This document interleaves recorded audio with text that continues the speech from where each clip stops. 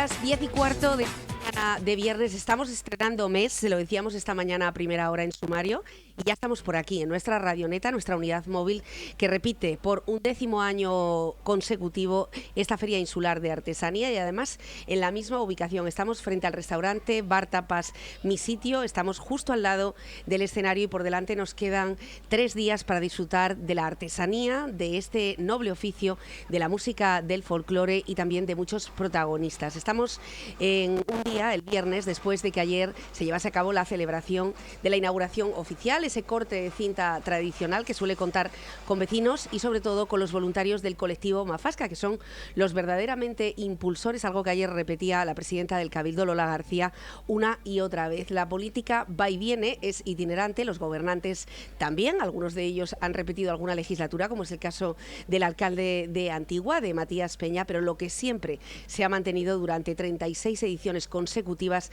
es la fuerza, el impulso del colectivo Mafasca. Aquí trabajan y colaboran desde los veteranos, los padres fundadores y madres, hasta los nietos y bisnietos. Aquí hoy se dan cita recogiendo, adecentando la zona, ayudando a los artesanos en esta primera etapa en la que ya los estudiantes de la isla se dan cita. Saben que en esta feria, al igual que en la Feria de Agricultura y Ganadería, el viernes por la mañana suele ser el punto de encuentro de los estudiantes de norte a sur de la isla. Un momento para que vuelvan otra vez a esta tradición ancestral y que conozcan de primera mano con la cercanía de los artesanos. Tuvimos la oportunidad ayer de hablar con la maestra artesana Bianca Scarpari. Es una artesana de Almazuela que llegó a Fuerteventura en el año 2010, es de procedencia italiana, una artesana que ha recorrido medio mundo exponiendo sus trabajos y siendo miembro de jurados de diferentes concursos de patchwork o, por ejemplo, habiendo sido miembro fundadora de la Asociación Cultural de Patchwork Sala di Chiltaltura en Treviso, en Italia.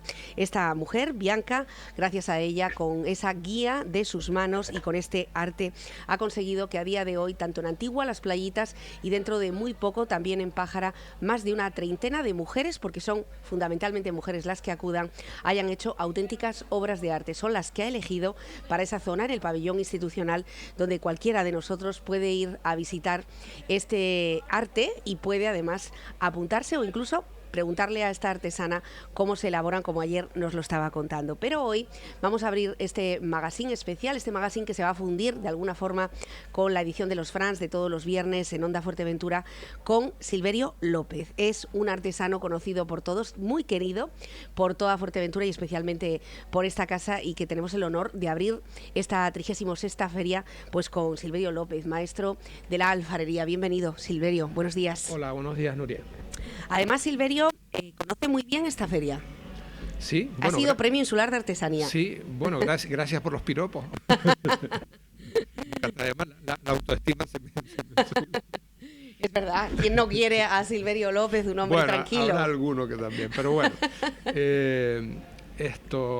¿Qué me preguntabas? Y la feria, ¿no? Desde el comienzo la conoce bien. Yo justo en el comienzo estaba como coordinador del área de artesanía del Cabildo. Sí. Y empezó el colectivo Mafasca en esa época y fueron los que impulsaron todo esto, que la verdad que merecen un reconocimiento a su labor, sobre todo pues a los colaboradores y a los voluntarios, ¿no? Y voluntarias. Yo creo que también, aparte de eso, que hace una función de divulgación de la artesanía en general, yo creo que también habría que incidir mucho en el tema de la legislación, que es un asunto que llevamos muchos años, ya un poco se ha ido olvidando, que es la seguridad social, el 130.1 de la Constitución española, en la que de alguna forma equipara la seguridad social de la agricultura, la ganadería, la pesca y la artesanía.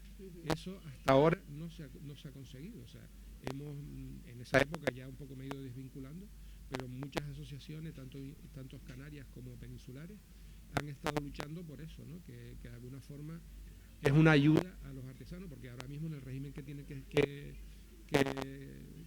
pagar, pues de alguna forma es un régimen normal, ¿no?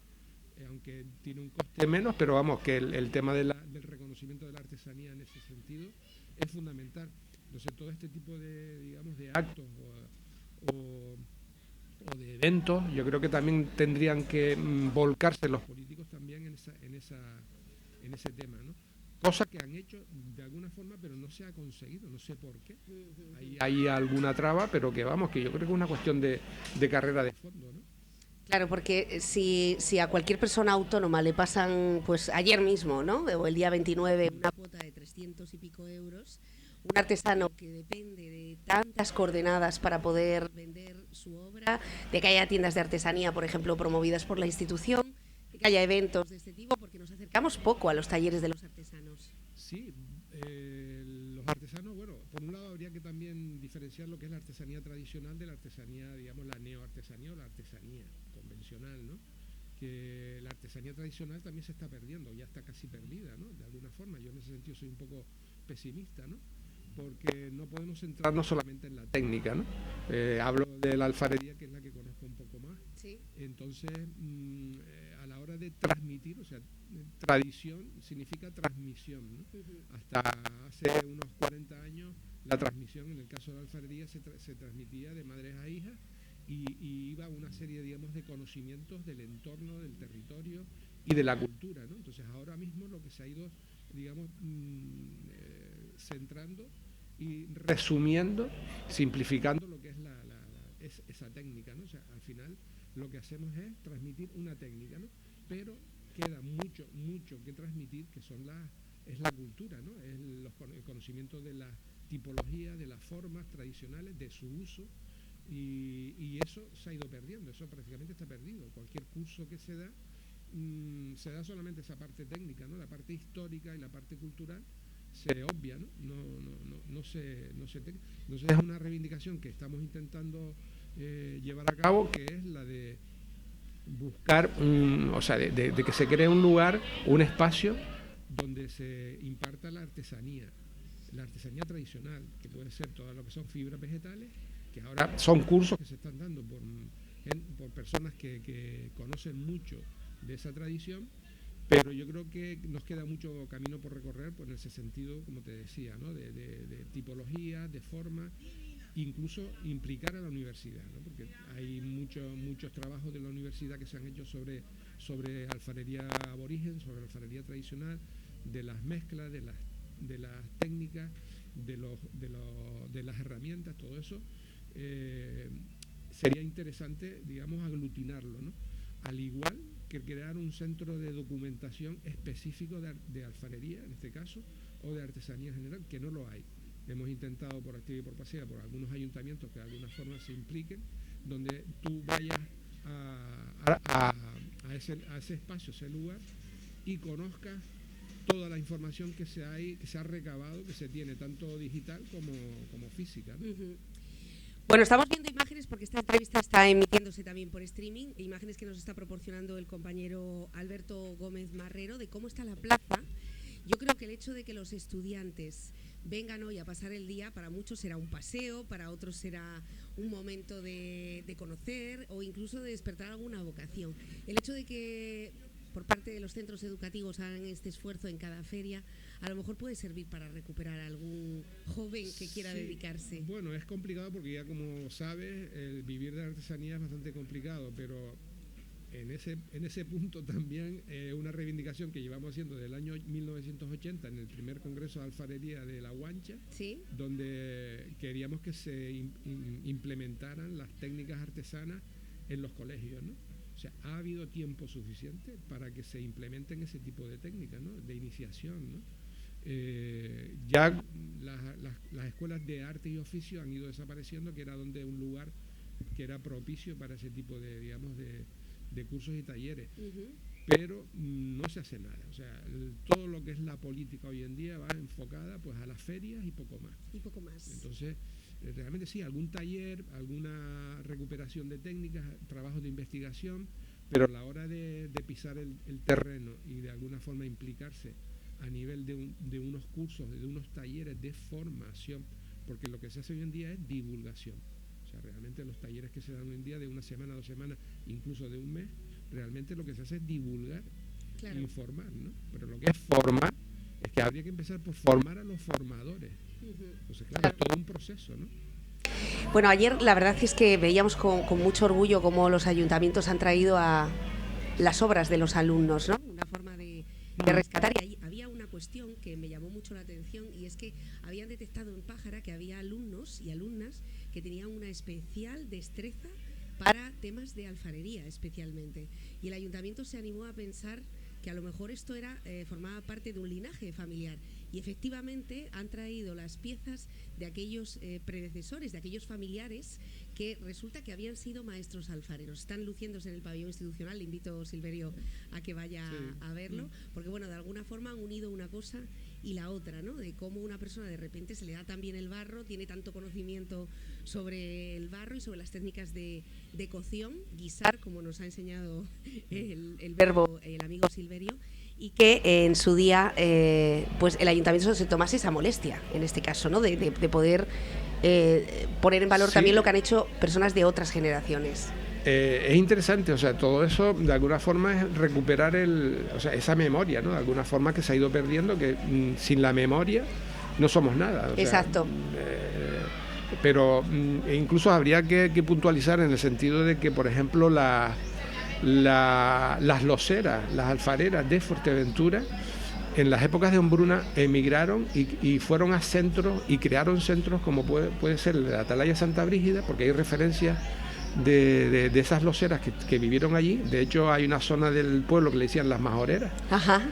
Tanto en la Atalaya como en Candelaria. En 1800 y pico hay referencias de Manuel Afonso, de Afonso, que habla de alfareras de Fuerteventura. O sea, en esa época hubo una especie de, digamos, de estampida por las necesidades que habían en la época, y de alguna forma fueron creando escuelas en otros sitios también, ¿no? Entonces yo creo que es importante que la labor se amplifique, ¿no? O sea, no quedarnos en esos cursos y talleres que son interesantes, que es un punto de partida, pero habría que, digamos, ampliarlos y profundizar en ellos, ¿no? Decíamos esta semana en otro proyecto en el que Silverio también va a ser protagonista, que además de la escuela de arte, tendríamos que tener escuela de arte y oficios. Sí, bueno, escuelas de artesanía, eso existe en Andalucía, existen escuelas de artesanía, no una, sino varias, donde se dan cursos, talleres anuales, no cursitos de una semana o un mes, cursos donde se estudian lo que son las materias primas, se estudian las tipologías, se estudia la historia, ¿sí? O sea, todo eso se está dando y llevan años, ¿no? Eso no empezaron el otro día, o sea, ellos tienen todo digamos, una cultura de la alfarería mozárabe también, que dejaron los árabes en esa zona, y todo eso lo han ido implementando de alguna forma y lo han ido ampliando y estudiando. Entonces eso es lo que hace falta. Nosotros tenemos una técnica que es de tradición neolítica, que de alguna forma ha ido evolucionando desde la época de la conquista, que se hacía, las referencias que tenemos, que se hacían a mano, las hacían las mujeres y se usaban para determinados usos domésticos, ¿no? Eso se sigue usando. Lo que cambió después de la conquista fueron las formas, ¿no? La técnica probablemente también evolucionó y cambió, pero es una tradición que es importantísima, y ese legado que de alguna forma que tenemos que mantener, ¿no? Bueno, pues todo esto está reunido en este libro, en este pedazo de libro o álbum fotográfico, como ha querido también llamarlo Silverio López, que es La memoria Panchito. Es gracias al Ayuntamiento de la Villa de Santa Brígida, sí, y además a todas aquellas personas que de alguna forma se han nutrido, como Silverio López, de ese gran conocimiento. Háblanos un poco de Panchito. Bueno, Panchito para nosotros fue una persona que fue un antes y un después el conocerlo, ¿no? Cuando yo lo conocí en el año 72, 73, una persona muy osca, muy salvaje, ¿no? No había forma, digamos, de tener una relación con él en el sentido de amistad, ¿no? Porque él estaba en su taller y trabajaba, pues, para buscarse la vida. Después el hombre se fue, digamos, amorosando, y él fue, por las condiciones que tenía en su casa, en su cueva, era una persona muy generosa, y nos dejaba, digamos, que estuviéramos por allí. No eran talleres, él no daba un taller, o sea, tú te implicabas en la vida cotidiana de allí, y entonces, bueno, les ayudaba. Es un poco la técnica que utilizan en Japón, en los países orientales, ¿no? Sí. El alumno se integra en la vida cotidiana en vez de estar trabajando. O sea, tú no tocas el barro, por lo menos en Japón, en 20 años. O sea, lo que haces es lavarle la loza del maestro, lavarle la ropa, hacerle los recados. Pero en ese tiempo vas observando, ¿no? que es importantísimo, ¿no? O sea, la observación de los procesos de elaboración. Claro. No es el caso de la atalaya, porque ahí sí era otro tipo, digamos, de relación, más de amistad, ¿no? Entonces, bueno, de alguna forma nos implicábamos, porque él ya estaba mayor, pues en ir a buscar la madera, la leña, pisábamos el barro que él no podía, bajábamos las piezas al horno, las subíamos, guisábamos, y poco a poco él nos iba dejando entrar en ese espacio, ¿no? El libro no habla de técnicas de alfarería, habla de una amistad que tuvimos, y es un libro, como te decía, como un álbum familiar. De hecho, conservamos las fotos tal y como son, no le hicimos ningún tipo, digamos, de arreglo, ni nada. O sea, prácticamente hay fotos defectuosas, fotos buenas, fotos malas, de todos los que pasamos por allí, que de una forma generosamente han participado en ese proyecto, ¿no? De la cotidianidad, ¿no? De su claro, casa, de la esa casa cueva, ¿no? O sea, y esa forma. las comidas. Tampoco queremos mitificar a Pancho. O sea, claro, el trabajo de la loza ha sido eminentemente un trabajo de mujeres, ¿no? Pancho ha sido no una excepción. Hubieron hombres que trabajaban la loza, y en determinados procesos de la confección de la loza trabajaban los hombres, como era el guisandero, ¿no? El que guisaba las piezas. Pero de alguna forma para nosotros fue una persona que, como te decía antes, fue un antes y después, ¿no? Él, sin quererlo, creó escuela. Él era una persona muy generosa, dejaba que todo el mundo entraba en su casa, que por eso también tuvo problemas con más de un cara dura que se metió por allí, pero que de alguna forma él hizo. Entonces, pues nosotros hemos recuperado esa memoria individual de los que pasamos por allí, y esa memoria colectiva también, de alguna forma, ¿no? Entonces, bueno, es básicamente un libro de familia, ¿no? O sea, porque realmente son fotografías, son fondo negro. Al final del libro, pues hay un texto donde indican quién es el autor y dónde se hizo la foto, ¿no? Ajá. Bueno, todo esto se presenta hoy, Silverio, a las 6 de la tarde. Sí. Todo esto y mucho más, porque va a ser una presentación cargada de memoria, de las anécdotas, de la historia también viva de Silverio López. Va a ser aquí a las 6 de la tarde y va a ser con doña Avelina Fernández Manrique de Lara, la concejala de Cultura del Ayuntamiento de Santa Brígida, que también ha apostado por esta publicación. Sí, la verdad que se lo agradecemos, ¿no? En ese sentido de que ella haya apoyado este proyecto, y también de la generosidad de todos los que participamos, ¿no? Porque al fin y al cabo, pues fuimos bastante, desde el diseño del libro, que no hubo coste ninguno, ni la entrega de las fotos. Entonces, y además el libro, en principio, pues y han hecho una publicación que van a seguir ampliándola, ¿no? Bueno, pues esta publicación, que es a partir de las 6 de la tarde, será obsequiada por el Ayuntamiento, que no se puede comprar, que nosotros queríamos comprárselo a Silverio, y no tiene coste. Tiene un enorme valor, pero no tiene un coste de precio, es el Ayuntamiento quien lo va a distribuir. Sí, ellos van a traer una cantidad de libros, no sé exactamente cuánto, porque además ya prácticamente se han acabado y quieren hacer una nueva edición. Sí. Bueno, usted fue Premio Insular de Artesanía, Silverio, ¿cómo recuerda aquel momento?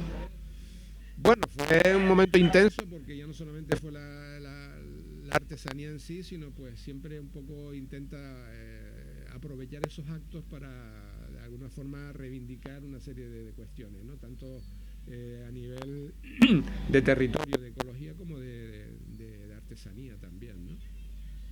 Bueno, hoy será seguramente. Silverio normalmente no deja puntadas sin hilo, así que yo creo que también aprovechará esa presentación. Invitamos a todos aquellos que nos estén escuchando a que a partir de las 6 de la tarde la presentación Memorias Panchito es uno de los últimos loceros de Gran Canaria y será a cargo de don Silverio López, del colectivo Territorio Imaginario. Le agradecemos mucho esta pequeña entrevista y estaremos por allí esta tarde, Silverio. Muchas gracias, Nuria. Gracias. Nosotros hacemos una pausa y volvemos con el señor alcalde, Matías Peña, y el señor concejal de Cultura.